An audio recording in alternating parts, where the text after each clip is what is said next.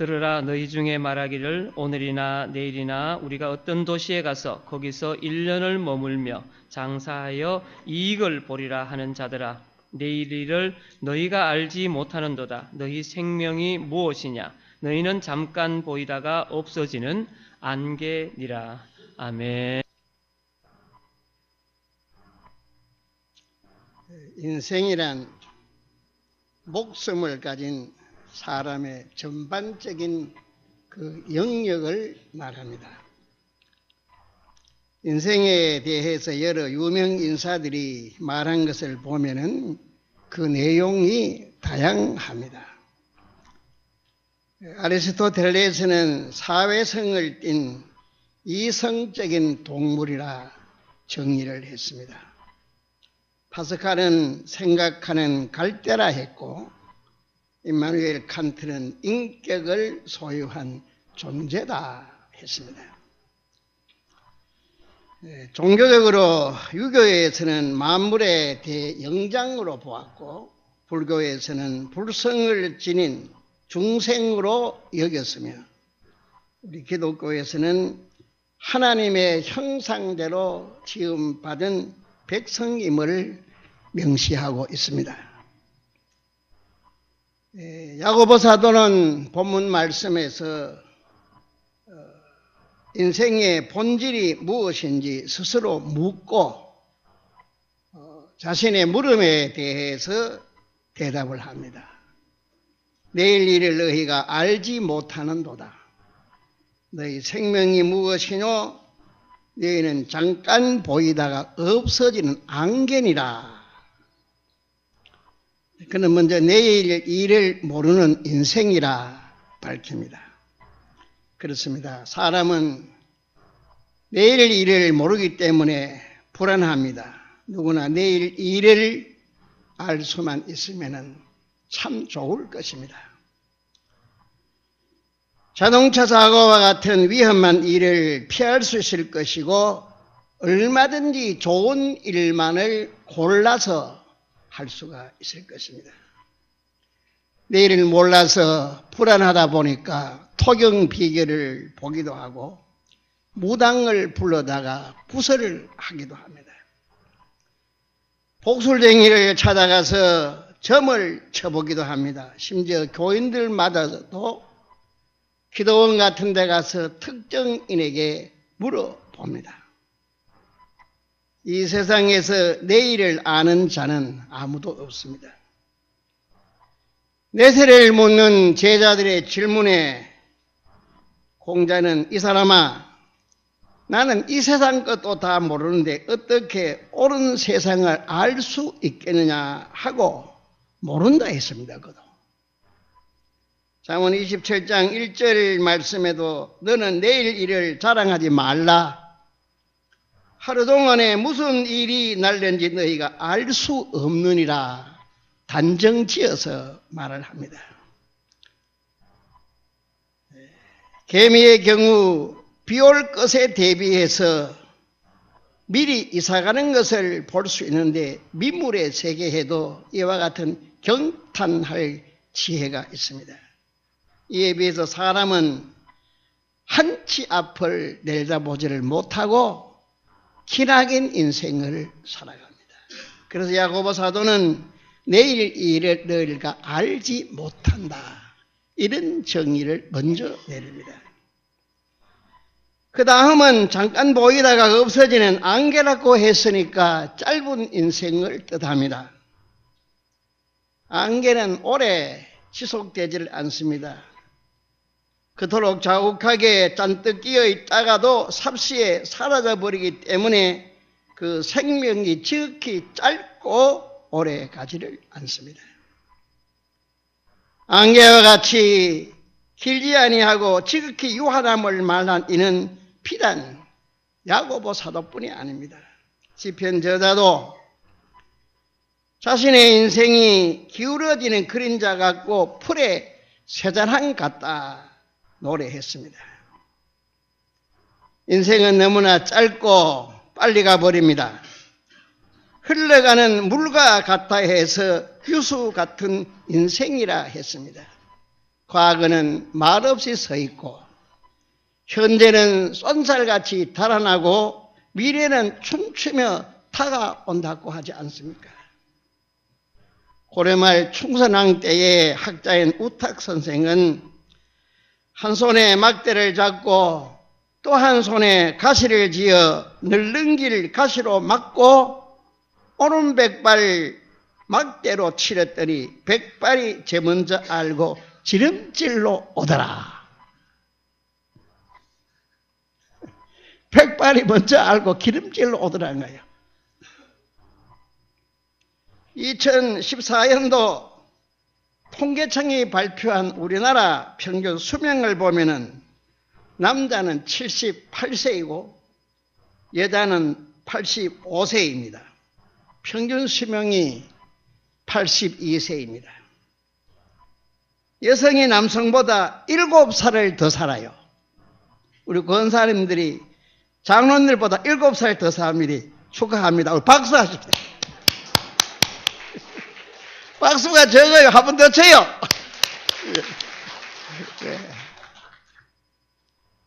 제가 어떤 잡지를 보니까 우리 오늘 여성 여러분 대단히 죄송합니다만은 양해하고 들어주시기 바랍니다. 어떤 잡지를 보니까 왜 여성이 남성보다 이렇게 더 사느냐.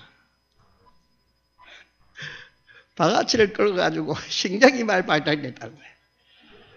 그 다음에 밥을 푼 다음에 누른밥을 끌고 잡사가지고 이렇게 영양가가 더 많이 보충돼서 오래 산다. 뭐 웃으려고 못한 이야기였죠. 예. 문제는 평균 수명인 82살을 즐겁고 행복하게 산다면은 참으로 다양하겠습니다만은 매양 그렇지 못한 것이 안타깝습니다. 서산대사가 지었다는 해신고를 보면은 걱정, 근심 다 제하면은 단 40을 못 살 인생이라 한탄을 합니다. 시편 기자는 우리의 연수가 70이요 건강하면 80이라도 그 연수의 자랑은 수고와 슬픔뿐이요 신속하게 가니 우리가 날아가나이다 하고 세월의 속성과 인생의 허상을 노래합니다. 날아간다는 거예요, 인생이. 욥기서에는 인생은 고난을 위하여 난난이 하였고 여인에게서 난 사람은 사는 날이 적고 괴로움이 가득하다 하였습니다. 안개 인생이 지상에서 경련받은 희락보다도 고뇌입니다. 사람은 누구나 돈이 많고 권력이 있고 명성을 얻으면 즐겁고 항상 좋을 것만 같지만은 결코 그렇지 않습니다. 그래서 옛말에 천석굴은 1000가지 걱정이고 만석굴은 10,000가지 걱정이라 했습니다. 시성 괴테는 83년을 살았는데 그에게 있어서 일생 동안 내가 좋고 기뻤던 날은 일주일밖에 없었다 고백합니다. 이 무당의 인생론에 보면은 이런 이야기가 있어요. 한 남자가 지옥에 떨어졌다가 다시 태어나게 되면서 염라대왕에게 갔습니다. 염라대왕이 그에게 너가 희망하는 요청이 무엇이냐 소원대로 말해봐라 하니까 이 사람이 욕심스럽게 이런 조건을 걸고 대답을 합니다. 나는 장관의 아들로 태어나야 합니다. 또 장래에 장원 급제하는 자의 아버지가 되지 않으면 나는 싫습니다. 요새는 말하면 고시파서하는 아들이 있어야 된다는 겁니다. 집 주위에는 1만 정보의 땅과 물고기가 뛰노는 연못과 맛있는 과일과 아름다운 아내와 예쁜 첩들이 없으면 싫습니다. 천정에는 황금과 진죽으로 반짝이는 수많은 판과 식량이 꽉 차있는 여러 개의 창고와 돈이 듬뿍 들어있는 가방이 없어도 싫습니다. 그리고 나 자신은 만무장상이 되어서 명예와 번영을 누리면서 100살까지 오래 살 수 없다면 싫습니다. 염라대왕은 그 요구를 한참 듣고 있다가 하도 기가 차서 이 사람아, 사파세계에 그러한 인간이 있을 수 있다면 너를 보내지 아니하고 내가 다시 태어나서 그리로 가겠다. 그런 대답을 했어요. 이모당의 인생을 그는 그와 같이 논한 것을 보면 인간의 세계는 환상적일 만큼 극도의 즐거움이란 있을 수 없다는 것을 풍자적으로 그가 말한 줄 압니다. 인간 세계란 무릉도원이 없고 파라다이스가 없습니다. 언제나 누구에게나 생로병사의 괴로움과 고뇌가 있습니다. 총체적으로 인생의 종착지는 죽음입니다. 내일 일을 모르고 괴롭고 허무한 안개 같은 인생의 온갖 시름이 죽음으로써 총결되어 버립니다. 그래서 덧없는 인생을 일장춘몽이라고 했는지 모릅니다. 일반적으로 죽음을 인생의 숙명으로 여깁니다. 성서적으로는 그렇지 않습니다. 하나님께 불순종한 죄의 대가입니다. 하나님께서는 인류의 조상 아담과 하와에게 선악을 알게 하는 나무의 열매는 먹지 말라. 내가 먹는 날에는 정령 죽으리라. 선언을 해놨습니다. 그런데 이 아담과 하와는 창조주 하나님의 엄명을 듣지 않고 금단의 열매인 선악과를 따먹어서 결국 이들을 통해 인생의 죽음이 오게 되었습니다. 바울 사도는 죽음을 죄의 싹시라 하였습니다. 그래서 온 인류는 에덴 동산의 선악과 사건 이후에 오늘에 이르기까지 죽음을 겨냥해서 하루하루 살아가고 있습니다. 프랑스의 대문호 빅토 유고는 오늘의 문제는 싸우는 것이고 내일의 문제는 이기는 것이고 모든 날의 문제는 죽는 것이다 갈파했습니다. 독일의 철학자 하이데크는 죽음에 관한 5대 명제를 첨예하게 운운합니다. 첫 번째는 나는 죽어가고 있다. 시계 태엽이 풀릴 때 째깍째깍 하는 순간만큼 생명이 단축되고 있습니다. 하루가 지나가면은 24시간이 소비된 만큼 생명이 날아갔습니다. 다르게 말하면은 시간이 경과한 만큼 죽음이 가까워졌다는 것입니다. 그래서 중국 송나라 때 장자가 말한 것을 보면은 인생은 죽으면서 살고 살면서 죽는다는 명언을 당겼습니다. 작가요 사상가의 사르트르도 인생은 살아가는 것이 아니라 죽어가는 것이다. 그 다음에 명제 두 번째가 뭐냐면 혼자 죽는다는 겁니다. 예적부터 저승길과 변속길은 동행하지 못하고 혼자서 가야 한다. 못을 박아놨습니다. 자녀가 있고 형제가 많아도 같이 죽지 못합니다. 죽고 못 사는 연인 사이라 해도 따로 죽습니다. 부부가 일심동체이지만은 이 일만은 제각기 다릅니다. 명제 세 번째가 연기하지 못한다는 겁니다. 요즘 의학이 발달해서 산소호흡기로 얼마 동안 생명을 연장시킬 수 있습니다만은 죽을 사람이 영구적으로는 연장시키지 못합니다. 세상 만사가 형편에 따라서 시기를 앞으로 당길 수도 있고 뒤로 늦출 수도 있지만 죽음만은 결코 그렇게 못합니다. 죽을 사람의 입장이 아무리 딱해도 인정사정이 용납되지 아니하는 것이 인생의 죽음입니다. 그런데 요즘 이 인자라는 가수의 백년 인생 가요가 공전의 대히트를 하고 있습니다.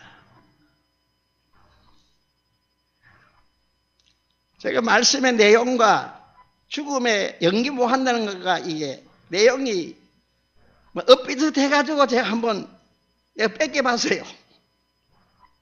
60세에 저 세상에서 나를 데리러 오거든 아직은 젊어서 못 간다고 전해라. 70세에 저 세상에서 나를 데리러 오거든 할 일이 아직 남아 못 간다고 전해라. 80세에 저 세상에서 나를 데리러 오거든 아직은 쓸만해서 못 간다고 전해라. 90세에 저 세상에서 나를 데리러 오거든 알아서 갈 테니 재촉하지 마라 전해.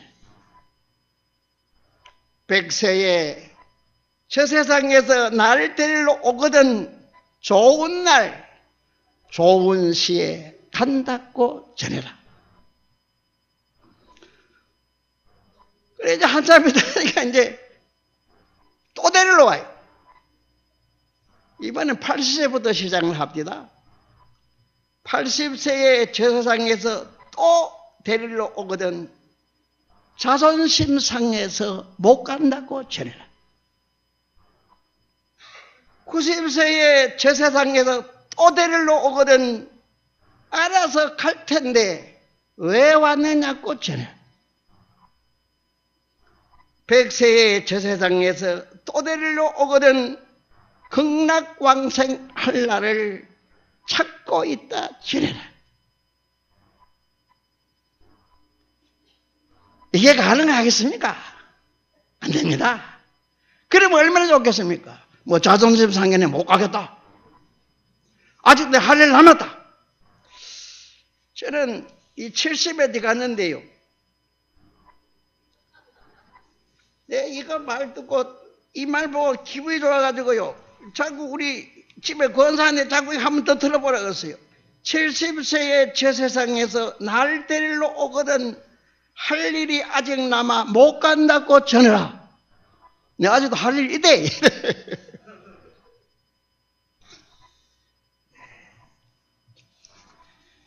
삶에 쫓기고 세상살이에 허덕이는 인생들에게 유머는 될지 모르지만은 죽음을 연기하지 못합니다. 천만의 말씀입니다. 그 다음에 네 번째 명제는 피할 수 없다는 겁니다. 어떤 방법과 수단으로도 죽음을 피할 수 없습니다. 만약에 이 절대적인 죽음을 피할 수만 있다면은 부자는 돈으로, 높은 사람은 권력으로, 똑똑한 사람은 지혜로 이 죽음을 피할 것입니다. 절대 불가능합니다. 그 어떤 무엇으로도 이 죽음을 피해가지 못합니다. 실존 철학자 카자스파스는 죽음은 인간에게 있어서 요지부동의 한계 상황이라고 못을 박습니다. 죽음의 5대 명제 마지막 5번째가 뭐냐 하면 나의 것이라는 겁니다. 죽음을 원함에 있어 착각하기 쉬운 것은 남의 것으로 인식하는 오해입니다. 긴수방 것이 아니고 뒷집의 박스방 문제가 아니고 나의 것이라는 거예요. 이 죽음은 천하 만백성의 것이면서 단장 내일의 나의 것입니다. 단지 언제 죽을지 모르고 어디서 죽을지 모를 따름입니다. 이상과 같이 불가항력적인 이 죽음의 문제를 설명하는 것으로 끝나버린다면 설교의 의미가 없고 가치가 없습니다. 근본적으로 죽음에 대한 해결 방법을 찾는 것이 급선무이고 사람은 누구나 다 죽습니다. 히브리서 9장 27절 말씀에 한 번 죽는 것은 사람에게 정한 것이요 그 후에는 심판이 있으리라. 인류 역사에서 그 어느 누구도 이 죽음의 문제를 매듭지는 해결 방법을 제시하지를 못했습니다.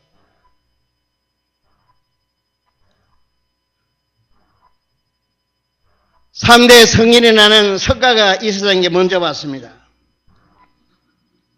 사람이 물에 빠져가지고 죽게 됐습니다. 그 사람을 보고 석가가 한 말, 이 사람아 어디다가 그래 그 빠졌노? 에이, 이 사람은 안 되겠다. 건강할 때, 잘 살 때 좀 자비를 베푸지. 에이구 안 됐구만, 땅 박었다. 나무함에 타물 하며 가버렸어. 얼마 있어 공자가 왔습니다. 물에 빠져서 죽어가는 그 사람을 보고 에이 이 사람 내가 뭐라고도 싸우지 말고 참으라 그랬잖아. 상강 어른도 몰랐나? 부자 유친 안 지켰나? 군생유의 몰랐나? 장유 유서 왜 안 지켰노? 부부 유별 당연한 일인데 군생유의 왜 그걸 몰랐노? 에이 이 사람 안 됐다. 가버렸습니다. 우리 주님의 예수가 왔습니다.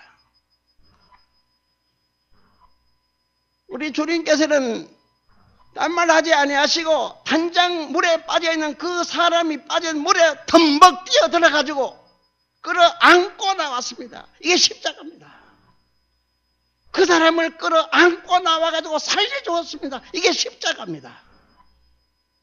그래서 십자가의 도가 멸망하는 자들에게는 미련한 것이요 구원받는 우리에게는 하나님의 능력이라 그랬습니다. 다만 인류의 구세주이신 예수 그리스도께서 죽음의 실마리를 풀어주고 가셨습니다. 주님께서 나는 부활이요 생명이니 나를 믿는 자는 죽어도 살겠고 무릇 살아서 나를 믿는 자는 영원히 죽지 아니하리라 약속해 주셨습니다.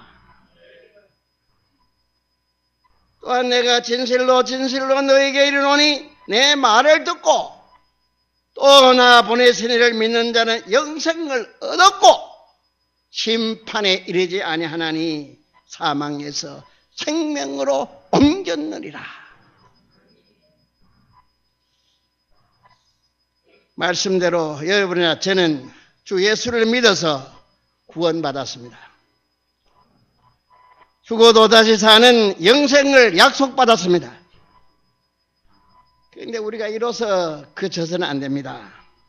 죽어도 다시 사는 구원의 천국 비밀을 전파해야 됩니다. 그 과정이 전도입니다. 전도는 주 예수 그리스도의 지상 명령입니다. 아직도 불신자인 형제, 자매, 이웃, 친척들에게 인생의 사실을 알게 하고 예수를 믿어 구원받도록 그 사명 다 하시기를 바랍니다.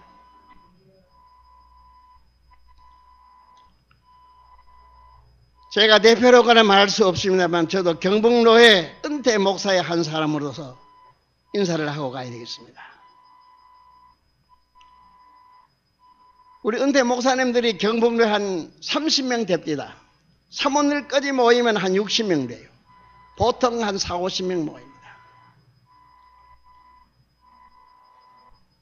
저는 이제 입학한 지가 얼마 안 돼서 잘 모릅니다만은 갈 때마다 은퇴 목사회에서 사랑교회 얘기하는 걸 들었고 장성훈 목사님 칭찬하는 것을 내가 몇 번 들었습니다. 그래서 목사님이 월식하면서 저한테 세주 설교를 부탁하면서 또 이 점심을 대접한다 그길래 제가 아주 점심을 대접받으면서 그 자리에서 내가 정중하게 인사를 했습니다. 장 목사 고맙소. 우리가 다 아다시피 경북로에는 3대 교회가 있습니다. 대구에 제1, 3대 남산.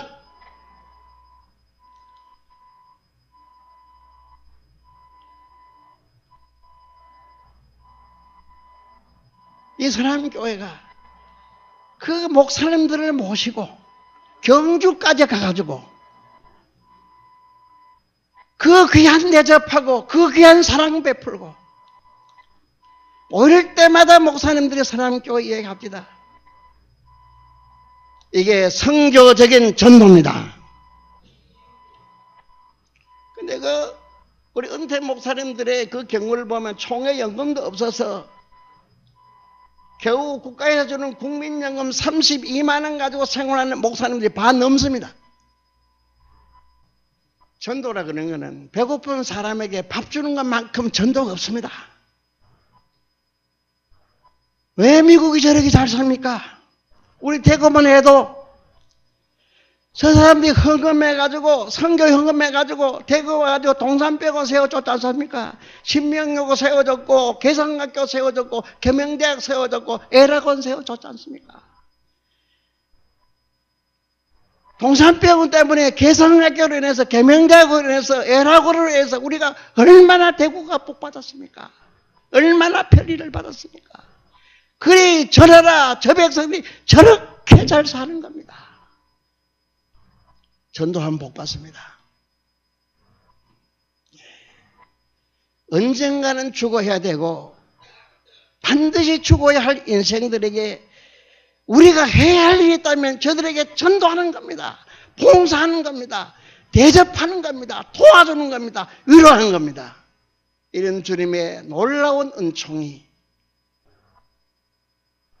선암교회에 길이길이 함께하기를 주의 이름으로 축원합니다. 고마우신 우리 아버지 하나님 감사합니다.